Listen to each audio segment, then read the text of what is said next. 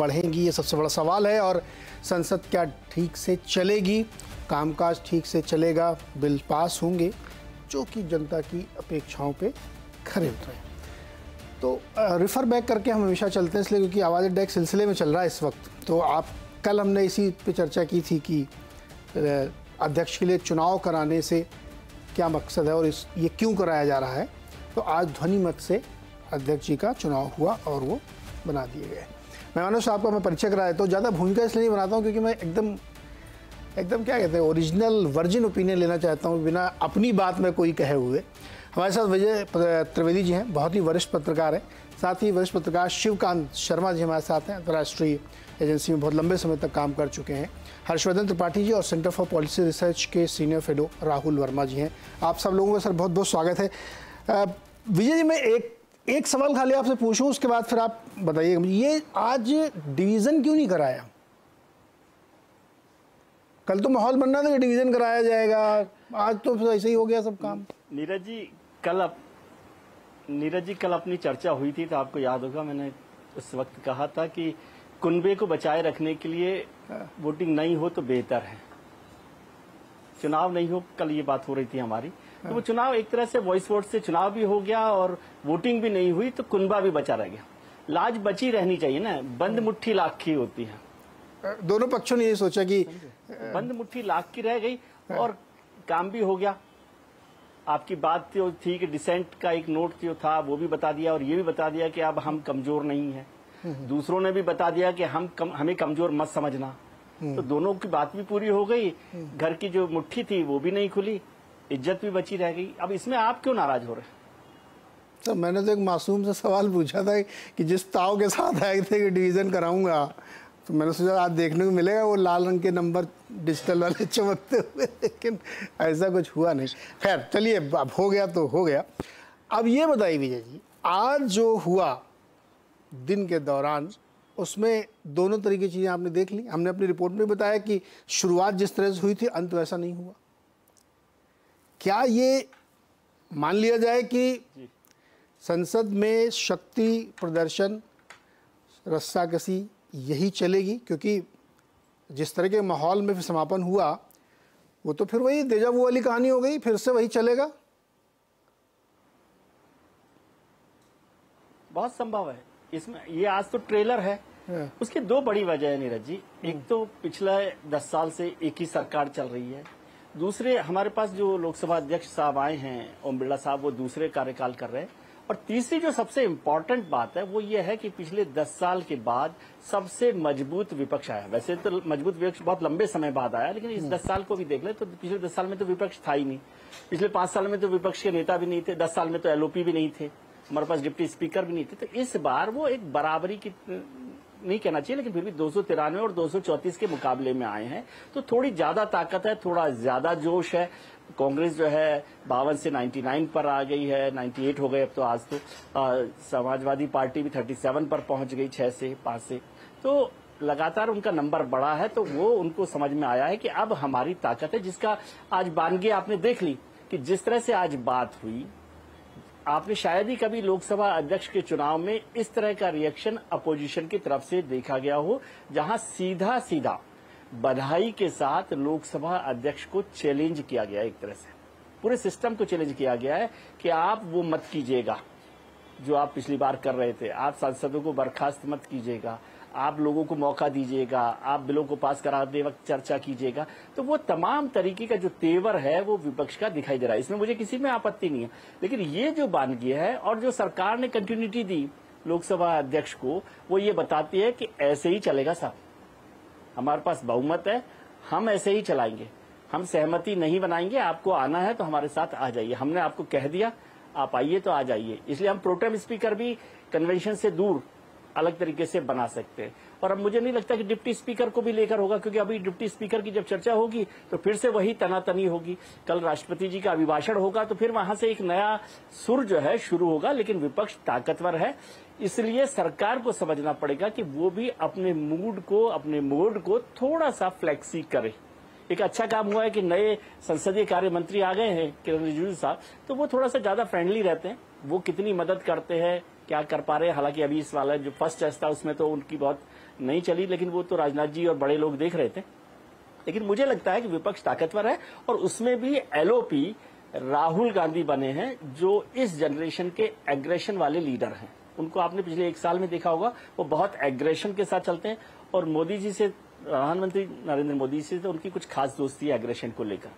तो मुझे नहीं लग रहा कि ये बिना एग्रेशन के चलेगा। और पिछली बार से आप कह रहे हैं कि वैसा का वैसा रहेगा, मुझे नहीं लगता वैसा का वैसा रहेगा। शायद उससे ज्यादा गर्मी आपको दिखाई दे।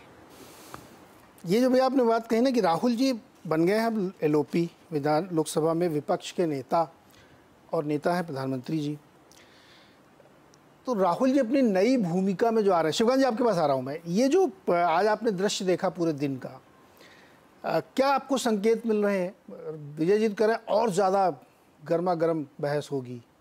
जैसे राहुल जी क्या होता, अपने भाषण दे के चले जाते थे, सुनते नहीं थे कि सत्तापक्ष क्या जवाब दे रहा है या जो उन्होंने प्रश्न उठाया इस पर क्या हुआ। क्या ऐसा ही चलेगा, या अब चूंकि उनके ऊपर एक जिम्मेदारी आ गई है, वो लोकसभा के विपक्ष के नेता बन गए हैं और अब वो बहुत सारी चीज़ों में, कमेटीज़ में, अपॉइंटमेंट्स में, उन सब में उनको बैठना पड़ेगा, तो अब थोड़ा सा संजीदगी से चलेगा? देखिए, ये जो निजी वैर भाव जो पिछले 10 साल में पैदा हुआ है संसद में, मैं अमेरिका को भी देखता हूं तो अमेरिका में भी लगभग ऐसा ही है। तो तड़ाक की भाषा खराब हो गई, लेकिन सदन के भीतर डेकोरम बना रहता है। ये ठीक है कि बाहर नेता एक दूसरे को कुछ का कुछ कहते हैं और ट्रंप के होते ये सब चला है, लेकिन सदन के भीतर जितना समय आपके लिए तय है उतने समय में आप बोलेंगे, आप बेकार का हल्ला गुल्ला नहीं करेंगे। ठीक है, आप रोक लेंगे, वहाँ तो फिलिबस्टर भी है, वहाँ तो ये आज़ादी है सेनेट में कि आप एक वक्ता खड़ा हो जाए और फिर वो कई दिन तक बोलता रह सकता है, केवल इसलिए कि जो बिल है उस बिल को निरस्त करना है, उसको पास नहीं होने देना है। तो या तो आप संसद में वैसा ही जो है वो प्रावधान बना लें कि एक बार कोई व्यक्ति खड़ा हो जाए, आप स्पीकर उसको बैठा भी नहीं सकेगा, उसको कुछ कह भी नहीं सकेगा, उसकी आवाज़ को बंद करेगा, उसको समय की वार्निंग देगा तो कहेगा कि साहब हमारी आवाज़ बंद की जा रही है। अरे भाई, 5 मिनट भी अगर प्रति व्यक्ति को आप 545 मेंबर हैं, अगर एक विषय पर बोलने के लिए देते हैं तो आपको 48 घंटे चाहिए। 48 घंटे का मतलब 1 हफ्ता होता है, तो 1 हफ्ता जो है वो एक मुद्दे पर बोलने में निकल जाएगा इस तरह से। तो वो ठीक है कि आप स्पीकर से ये कहा गया कि निष्कासित न कीजिएगा आगे से, इस तरह का काम न हो, लेकिन अपने बारे में भी तो देखिए, आप क्या करते हैं? नारेबाजी करते हैं, शोर मचाते हैं, तो ये संसदीयता है क्या? तो इन सब चीज़ों पे सोचने के लिए तैयार नहीं है। तो 2 चीज़ें हो सकती हैं। देखिए, अगर राहुल गांधी को अब 10 साल हो गए हैं जो है वो संसद में आए हुए बिना किसी पद के, तो अगर उनको वाकई अपने नेतृत्व की छाप छोड़नी है तो असली रणनीति तो ये होनी चाहिए कि वो मुद्दे उठाएं जो उनको उठाना है और एक शालीनता बना करके उनको उठाएं, मीटिंग्स में उठाएं, बहस के दौरान उठाएं। और वो जो था कि साहब कमज़ोर है, ये तो आंख से आंख मिला के बात नहीं कर सकता, चोर है, फलाना ढिमका, इस तरह के व्यक्तिगत आक्षेपों से वो अपने आप को दूर कर लें। तो अगर वो ऐसा करते हैं तो ये नरेंद्र मोदी के लिए एक बड़ी चुनौती भी साबित हो सकता है और उसको संभालना उनके लिए ज़्यादा कठिन होगा, बजाय इसके कि वो अपने पुराने वाले एग्रेसिव मोड में आ जाएं और जो कुछ करते आ रहे हैं, छोड़ के भाग जाना और खड़ा हो जाना और चिल्लाना और लोगों को उकसाना, ये सब करेंगे तो उसका जवाब जो है, नंबर उनके पास है, उसका जवाब सत्ता पक्ष भी देगा। तो इसमें उनको कोई खास फायदा नहीं होगा। जितना फायदा वो उससे उठा सकते थे, उन्होंने 2 यात्राएं कर ली, उन्होंने अपने आप को अग्रेसिव एक दबंग नेता सिद्ध कर लिया।